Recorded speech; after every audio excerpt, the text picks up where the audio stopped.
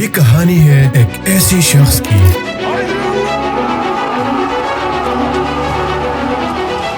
جو نہ بادشاہ تھا نہ کسی سلطنت کا مالک، مگر اس کی تلوار نے ایک ایسی عظیم سلطنت کی بنیاد رکھی جو 6 صدیوں تک دنیا پر حکمرانی کرتی رہی۔ اس کا نام تھا ارطغرل غازی، ایک خانہ بدوش۔ سلطنت عثمانیہ کی شروعات ایک قبیلہ، ایک سردار، ایک سلطنت۔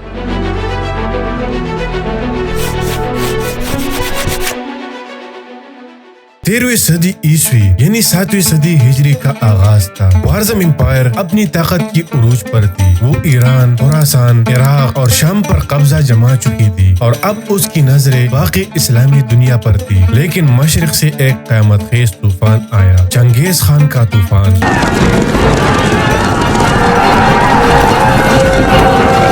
منگولوں نے ایک کے بعد اسلامی سلطنت کو رون ڈالا۔ خوارزم امپائر مٹ گئی، شہروں کے شہر خاکستر ہو گئے، لاکھوں لوگ قتل کر دیے گئے۔ ترک قبائل اپنی جانیں بچا کر جنوب کی طرف نکلے، کچھ شام، کچھ ایران اور کچھ مصر کی طرف نکلے۔ یہی وہ دور تھا جب ترکان اوغوز کا ایک قبیلہ ارطغرل کے والد سلیمان شاہ کی قیادت میں خراسان سے نکل پڑا۔ جب یہ قافلہ دریائے فرات پار کر رہا تھا تو ایک قیامت برپا ہوئی۔ سلیمان شاہ دریاب میں ڈوب کر جان بحق ہو گئے۔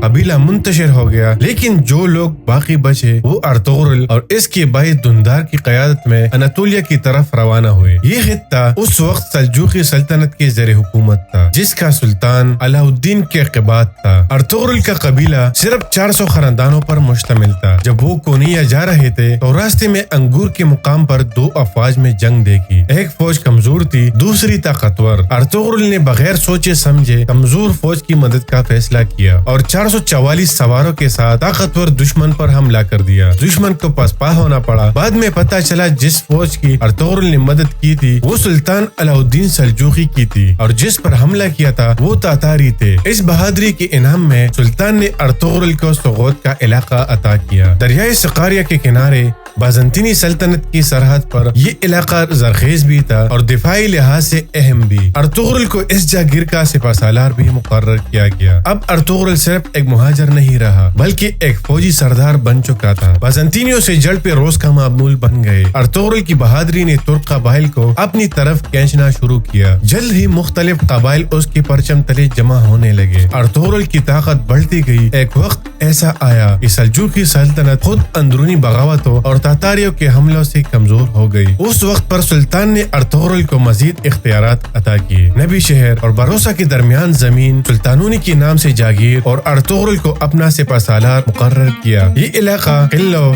چراگاہوں اور زرخیز زمینوں سے بھرا ہوا تھا، لیکن ان پر خود سرداروں کا قبضہ تھا۔ ارطغرل اور بعد میں اس کے بیٹے عثمان نے ان علاقوں کو فتح کر کے ایک نئے باب کا آغاز کیا جسے ہم اوٹومن امپائر یعنی سلطنت عثمانیہ کے نام سے جانتے ہیں۔ ارطغرل نے سلطان علاء الدین کے پرچم ہلال کو اپنی فوج کا نشان بنایا۔ یہی ہلال آج بھی ترکی کے قومی پرچم پر موجود ہے۔ ارطغرل کی عمر 90 سال تک پہنچی۔ وہ مسلسل جنگوں، حکمت، قیادت اور کردار کا پیکر رہا۔ 1288 عیسوی میں ارطغرل غازی نے دنیا کو الوداع کہا۔ انہیں سغوت کے قریب دفن کیا گیا۔ اسی مقام پر آج بھی ان کا مزار ترکی کی تاریخ کا حصہ ہے۔ ارطغرل کی کہانی صرف تلوار اور جنگ کی کہانی نہیں، یہ صبر، قیادت اور ایمان کی داستان ہے۔ ایک بے سر و سامان قبیلے کا سردار جس نے صرف چند سواروں کے ساتھ ایک ایسی سلطنت کی بنیاد رکھی جس نے 600 سال تک دنیا پر حکمرانی کی۔ اور یہ یاد رکھے کہ ارطغرل کی یہ داستان ہمیشہ سکھاتی ہے